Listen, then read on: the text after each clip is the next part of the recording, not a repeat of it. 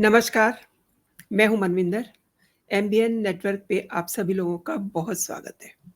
आजकल medical college में बेटी के साथ हुआ जघन्य अपराध, इसके पीछे एक बड़ी साजिश का पर्दाफाश हो गया है। सीबीआई ने इससे जुड़ी हुई अपनी रिपोर्ट अदालत में पेश कर दी है और सच तो ये है कि डॉक्टर बेटी की घटना सामने आ गई। ऐसी कई घटनाएं हैं, ऐसे कई राज हैं जो कभी सामने नहीं आ पाए और जो केवल और केवल संदीप घोष जानता है। संदीप घोष वो शख्स है जिसने केवल डॉक्टर बेटी की घटना को न केवल छिपाया, न केवल उस क्राइम सीन को टेम्पर किया, बल्कि उसने उस समय कई जगहों पे अपने फ़ोन से बात की कि कैसे इस केस को ठिकाने लगाना है।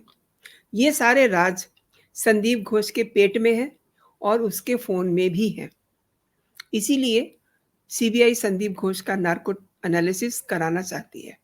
इसके लिए अदालत में आगे उन्होंने याचिका लगाई है। आगे बढ़ने से पहले दोस्तों आपसे मेरा वही आग्रह, वही निवेदन, चैनल को सब्सक्राइब कर लीजिए। कंटेंट अगर पसंद आ रहा है तो लाइक ज़रूर कीजिए। कमेंट भी कीजिए दोस्तों, आपके कमेंट्स मेरे लिए बहुत ही इम्पोर्टेंट है।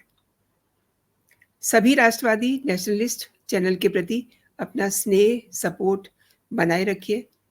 तो इस समय कलकत्ता रेप मर्डर केस में सीबीआई बहुत जल्दी-जल्दी अपनी जाँच को अंजाम दे रही है और बड़ी साजिश की तहों में वो जुटी हुई है। एक के बाद एक तह खुल रही है। शुक्रवार को सीबीआई ने कलकत्ता के सियालदह कोर्ट में सीलबंद जाँच रिपोर्ट सौंप दी है और इसके साथ ही आरजिकल मेडिकल कॉलेज एंड हॉस्पिटल के पूर्व प्रिंसिपल संदीप घोष और टाला पुलिस स्टेशन के पूर्व ओसी अभिजीत मंडल दोनों का पॉलीग्राफ टेस्ट करने की अनुमति मांगी है। साथ ही दोनों आरोपियों की 5 दिन की सीबीआई जांच की डिमांड भी की है। कलकत्ता रेप मर्डर केस में गिरफ्तार संजय राय का भी शुक्रवार को वर्चुअली उसे पेश किया गया। इसके साथ ही संदीप घोष और अभिजीत मंडल को कोर्ट में पेश किया गया। 9 अगस्त को लेडी डॉक्टर की रेप और हत्या के मामले में सीबीआई ने तथ्यों के साथ छेड़छाड़ करने और एफआईआर को सही समय पे ना कराने के आरोप में दोनों आरोपियों को गिरफ्तार कर लिया था। आपको मालूम है इस बारे में। और सीबीआई के वकील ने सियालदह कोर्ट में कहा कि केंद्रीय जांच एजेंसी उनका पॉलीग्राफ टेस्ट कराना चाहती है। ये एक बड़ी साजिश है। संदीप घोष और अभिजीत मंडल दोनों ने इस अपराध में बहुत ही महत्वपूर्ण भूमिकाएं निभाई हैं। दोनों उस समय जब ये घटना होती है, क्राइम सीन जिस समय मौजूद था, दोनों एक दूसरे के साथ संपर्क में थे और इससे पहले पुलिसकर्मी ने दुष्कर्म हत्या मामले में आगे इसको कैसे प्रोसीड करना है, कैसे इसमें आगे अपनी जान बचानी है, इसको लेकर के उनकी आपस में बातचीत होती है। सीबीआई ने घोष और मंडल को एक साथ बिठा करके पूछताछ की और उनसे 9 अगस्त को डॉक्टर के हॉस्पिटल में मृत पाए जाने की खबर के तुरंत बाद जितनी भी गतिविधियां उनके बीच में हुई, उन पर उन्होंने पूछताछ की। इससे पहले संदीप घोष समेत 10 लोगों का पॉलीग्राफ टेस्ट कराया गया था। अब सीबीआई संदीप घोष का नार्को टेस्ट भी कराना चाहती है। केंद्रीय जांच एजेंसी सीबीआई और अधिक जानकारियां चाहती है रेप और हत्या वाले मामले में और आरोपियों का आरजीकर हॉस्पिटल में नार्को टेस्ट होना चाहिए जो इसमें इन्वॉल्व है, इसलिए क्योंकि उन्हें बहुत सारी जानकारियां अभी और जुटानी है क्योंकि उनके सिरे सीबीआई के हाथ में है। सीबीआई ऑफिशियल संदीप घोष को नार्को टेस्ट के लिए गुजरात लेके जाना चाहते हैं। इस बाबत सियालदह कोर्ट में अर्जी दी गई है और ये बताया जा रहा है कि टाला थाने के जो पूर्व ओसी हैं, उनसे पूछताछ को लेकर के अभी काफ़ी ऊहापोह की स्थिति बनी हुई है। इसलिए जांचकर्ताओं को पॉलीग्राफ टेस्ट की ज़रूरत महसूस हो रही है। टाला थाने का सीसीटीवी फुटेज पहले ही सीबीआई को मिल चुका है, इसलिए वो चीज़ों की तह में जाना चाह रहे हैं, सच्चाई तक जाना चाहते हैं। सीएफएसएल की जांच के लिए भेजे गए सभी फुटेज का इंतजार हो रहा है और इन्वेस्टिगेशन टीम उसका मानना है कि फुटेज को लेकर के आगे और पूछताछ की जानी है। इसके अलावा आजकल की सीसीटीवी जांच भी पूरी हो चुकी है। जिन संदिग्धों को देखा गया है उनके बारे में आरोपियों से पूछताछ हो रही है और कोलकाता रेप केस में सुप्रीम कोर्ट के बाद अब सीबीआई ने सियालदा कोर्ट में स्टेटस रिपोर्ट दाखिल कर दी है और एजेंसी की ओर से सुप्रीम कोर्ट में दाखिल दूसरी स्टेटस रिपोर्ट की कॉपी सौंपी गई है। सीबीआई के अधिकारियों का ये कहना है कि पुलिस टीम के क्राइम सीन पर पहुंचने के बाद संदीप घोष हॉस्पिटल पहुंचते हैं। तब तक घोष ने ताला थाना प्रभारी अभिजीत मंडल से कई बार बात की, यानी कि वो अपने आप को सेफ करना चाह रहे थे। सीबीआई ने यह भी बहुत साफ और स्पष्ट कहा कि घोष और मंडल के मोबाइल फोन पर कई राज छिपे हुए हैं, क्योंकि उस दौरान उस पीरियड में उनकी कई सारी कॉल्स हैं। इसके अलावा घोष ने हॉस्पिटल के कई अधिकारियों से भी बात की। उनके कॉल डिटेल्स की भी जांच पड़ताल हो रही है और जो ऑफिशियल्स हैं सीबीआई के, उनको शक है कि वो इस समय बहुत सारे लोगों के टच में थे, उनसे दिशा निर्देश ले रहे थे। ये भी जानना जरूरी है कि क्या वो उस समय ममता बनर्जी के भी कांटेक्ट में थे क्या। सबसे ज्यादा जरूरी जानना ये है, जांच एजेंसी पहले ही आरोप लगा चुकी है कि क्राइम सीन के साथ छेड़छाड़ की गई है। सीबीआई ने संदीप घोष से कई बार पूछताछ की ताकि ये पता चल सके कि घटना के बारे में पता चलने के बाद उन्होंने क्या कदम उठाए। और ताला पुलिस स्टेशन के जो पूर्व प्रभारी हैं अभिजीत मंडल और आजकल मेडिकल कॉलेज के पूर्व प्रिंसिपल संदीप घोष, इनको 3 दिनों के लिए सीबीआई हिरासत में भेज दिया गया है। उन पर 9 अगस्त को एक ट्रेनी डॉक्टर के साथ रेप और हत्या से जुड़ी साजिश और सबूतों को नष्ट करने में शामिल होने का शक है और सीबीआई ने पुलिस की ओर से मामले को संभालने के तरीके पर भी सवाल उठा दिए हैं। अब इस मामले की सुनवाई के दौरान सीबीआई को कई सारे सवालों को फेस करना पड़ रहा है। सीबीआई ने सभी सवालों के जवाब कोर्ट को दे दिए। सीबीआई ने यह भी बताया कि घोष और पुलिस अधिकारी अभिजीत मंडल वे जांच में सहयोग नहीं कर रहे हैं और टाला पुलिस के स्टेशन के सीसीटीवी फुटेज की जांच की जा रही ताकि ये पहचाना जा सके कि उस समय मंडल से कौन कौन मिलने आया। अब यहाँ रोक कर मैं आपको कुछ चीजें बताना चाहती हूँ। आप से ये मैं पहले भी लास्ट वीडियो में बता चुकी हूँ कि जिस समय ये घटना होती है उसके ठीक कुछ ही घंटों के बाद ममता बनर्जी को सारी बातों का पता चल जाता है।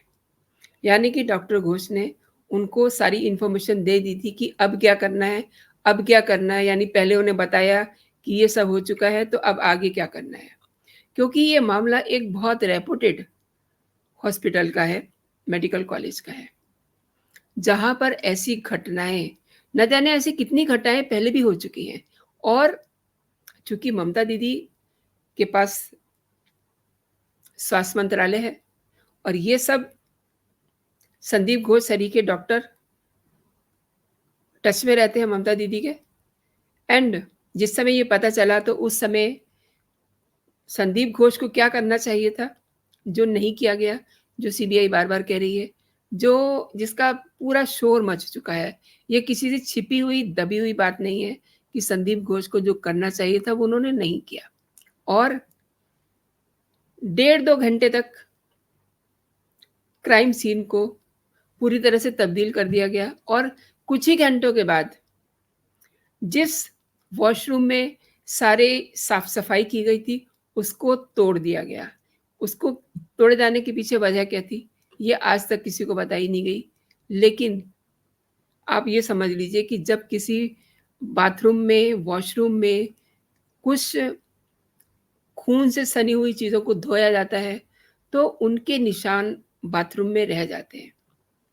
फ्लोर एक बार आप साफ कर सकते हैं, रूम्स के फ्लोर आजकल ऐसे होते हैं कि उन पर आपको कोई निशान नहीं मिलेगा, लेकिन बाथरूम, वॉशरूम, वहाँ अगर कुछ ऐसा क्रम हुआ है, ऐसा कुछ चीज़ों को धोया गया है जो खून से सनी हुई हैं, तो उनको छिपाना बहुत मुश्किल होता है। इसलिए वो पूरा वॉशरूम तुड़वा दिया गया, कह दिया गया कि इस कॉर्नर को रेनोवेट कराया जा रहा है। क्यों? क्यों रेनोवेट कराया जा रहा है?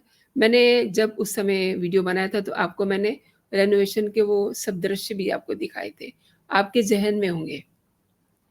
तो ये एक सोची-समझी प्लानिंग थी कि पूरे क्राइम सीन को डिस्टर्ब कर देना है और अगर एक बार क्राइम सीन डिस्टर्ब हो गया, टेम्पर हो गया, तो सीबीआई कितनी भी कोशिश कर ले, उसके हाथ में कुछ भी नहीं आएगा। इसीलिए अब संदीप घोष का नार्को टेस्ट होने जा रहा है, क्योंकि फिर वो बताएगा।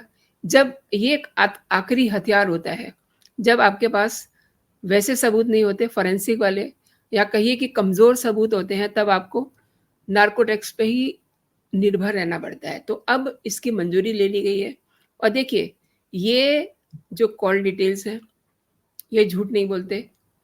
उस समय जो घटना जब होती है, उस दौरान संदीप घोष ने कई जगहों पे फ़ोन किए। थाना चलिए 1, 2, 3, 4, 5 कॉल आप ताला थाना में कर सकते हैं। लेकिन आपकी लंबी-लंबी बात हो रही है। बजाय इसके कि पुलिस पहुँचे, आप फ़ोन पे बात किए जा रहे हैं। अब सीबीआई ये तलाश कर रही है कि उस समय क्या संदीप घोष ने ममता बनर्जी के ऑफ़िस को भी कॉन्टैक्ट किया?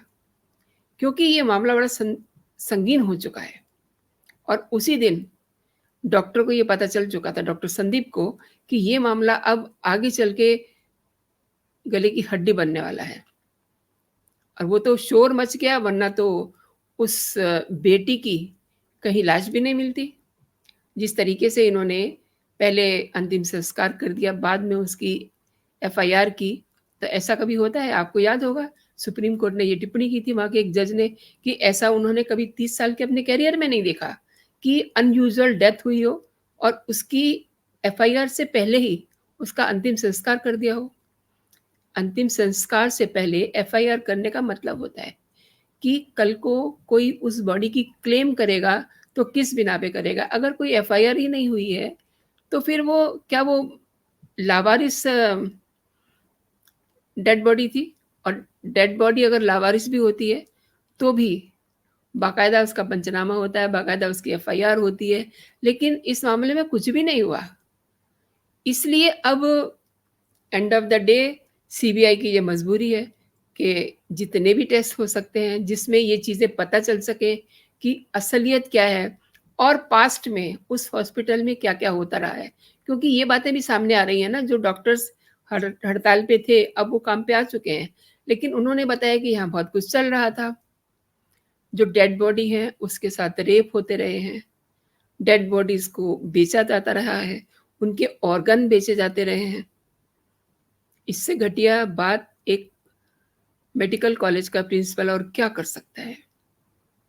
वैसे संदीप घोष ने कभी सोचा नहीं होगा कि उसके सामने एक दिन ये भी आएगा, क्योंकि उसका तो काम चल रहा था और ऐसे काम करने के लिए एक पूरा सिस्टम डेवलप करना होता है, जो उसने किया हुआ था।